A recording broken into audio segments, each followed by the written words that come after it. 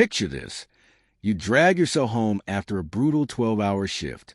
Your legs are sore, your back hurts, and all you want is to kick off your shoes and sink into your couch.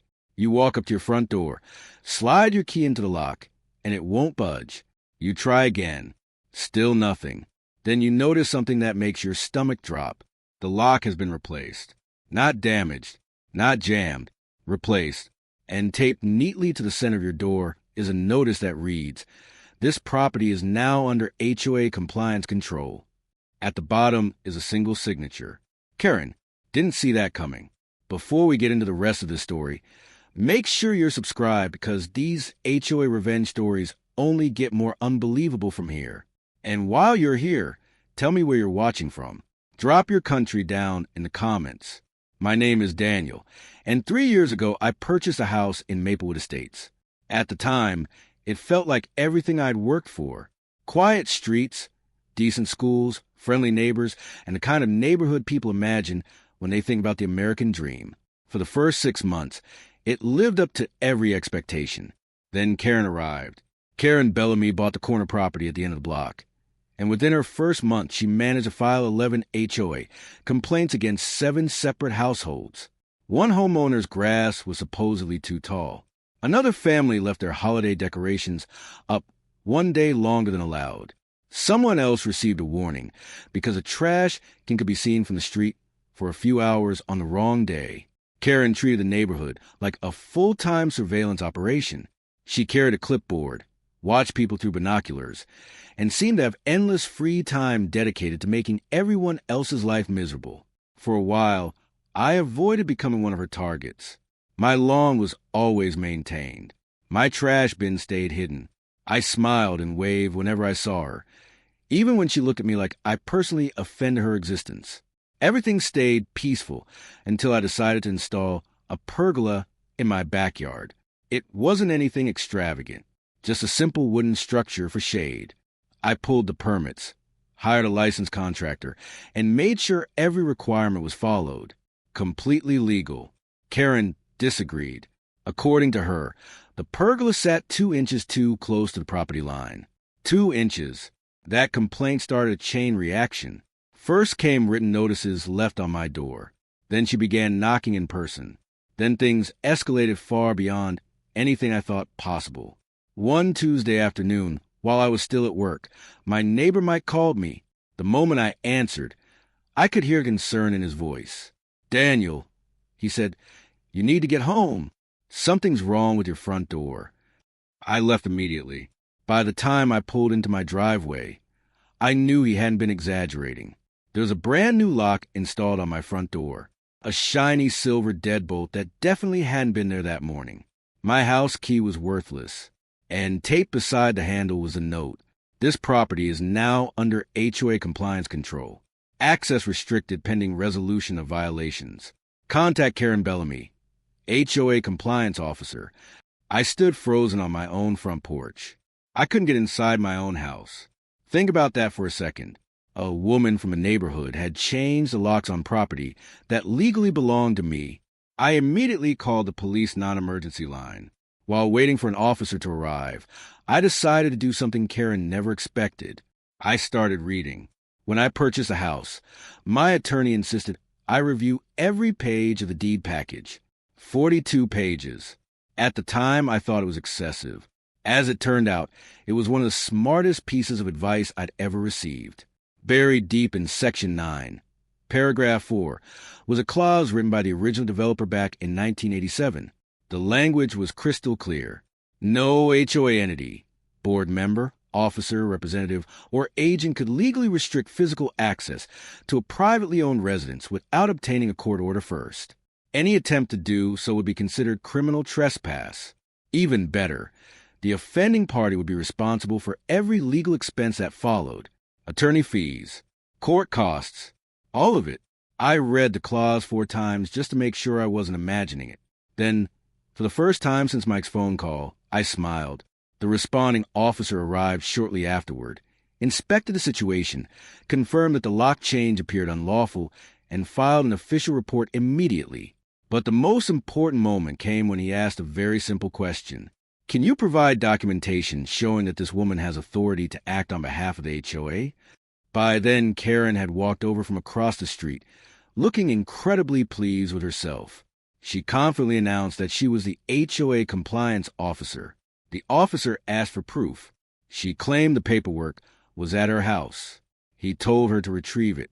A few minutes later, she returned empty-handed because there was no paperwork. There never had been. That evening, I contacted the actual HOA board. Eventually, I reached the president, a retired engineer named Gerald. The man sounded exhausted before I even explained why I was calling. Then he told me something that completely changed the direction of this story. Karen Bellamy wasn't on the HOA board. In fact, she applied for the compliance officer position 8 months earlier, and every single board member had voted against her. Gerald actually laughed when he explained it to me. Then he said something I'll never forget. "We told her no," he said, and she decided that answer didn't apply to her. According to Gerald, Karen had spent months acting as if she held an official position she never received. She issued notices, submitted complaints, threatened homeowners, and apparently even changed locks, all without any legal authority whatsoever. The craziest part? Most people believed her. She spoke confidently, carried stacks of paperwork, and acted like she represented the HOA. Nobody bothered to verify it because everyone assumed someone that aggressive had to be legitimate. They were wrong. And this is where the story shifts from frustrating to incredibly satisfying. Within 48 hours, my attorney sent Karen a formal demand letter. The letter was detailed and thorough. It referenced the deed restriction. It included the police report. It outlined her history of falsely representing herself as an HOA official, and it demanded reimbursement for every expense her actions had created: emergency locksmith services, legal fees, additional damages related to the situation. When everything was added together, the total came to just under $9,000. Karen hired an attorney and responded quickly. The letter basically argued that she had acted in good faith and simply believed she was helping enforce community standards. She also claimed she hadn't realized formal authorization was required. That defense didn't last long. Apparently, her attorney eventually reviewed the property documents. 3 days later, he withdrew from representing her entirely. At the same time, the Real HOA board went into damage control mode. Gerald called an emergency meeting. Shortly afterward, every homeowner in Maplewood Estates received an official written notice. The letter made one thing crystal clear. Karen Bellamy had never been an HOA officer. She had never served on the board. She had never possessed authority to issue violations, collect fines, or represent the association in any capacity. As a result, every complaint she had filed was immediately removed from the records. Every fine she had issued was voided. Several neighbors received refunds. 7 households got money back. 3 of those homeowners revealed something even more shocking. They had handed Karen cash directly because they genuinely believed the fines were legitimate. When the board finished reviewing everything, they discovered Karen had collected more than $4,000 from residents while pretending to be an HOA official. People were furious. Then came my favorite day of the entire ordeal. The settlement payment arrived. Karen was required to reimburse me for the damages, legal expenses, and related costs. The amount came to $9,240. That morning, she pulled into my driveway carrying a cashier's check. By pure coincidence, I was outside watering my plants. She walked up the driveway without saying a single word.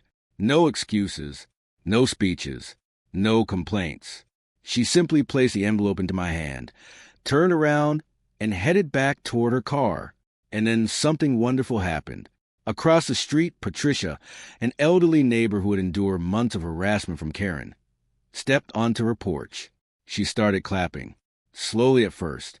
One clap, then another, then another. The timing was perfect. I don't think I'll ever witness a more satisfying moment for the rest of my life. Karen never looked back. She got into her vehicle and drove away. 6 weeks later, a for sale sign appeared in her front yard. Not long after that, she was gone. Now, if there's one lesson buried in all of this, it's simple. People like Karen rely on intimidation. They expect you to be too exhausted to fight back. too nervous to challenge them, too unfamiliar with the rules to question what they're saying. They wrap themselves in paperwork and procedures and hope nobody looks closely. Authority becomes a costume, and as long as everyone believes a performance, the act continues. But the second you understand your rights, the illusion starts to crack. The moment you know what the documents actually say, that costume falls apart fast. So read your deed, review your governing documents, know what's in writing, and never assume that someone carrying a clipboard and speaking with confidence automatically has power over your life.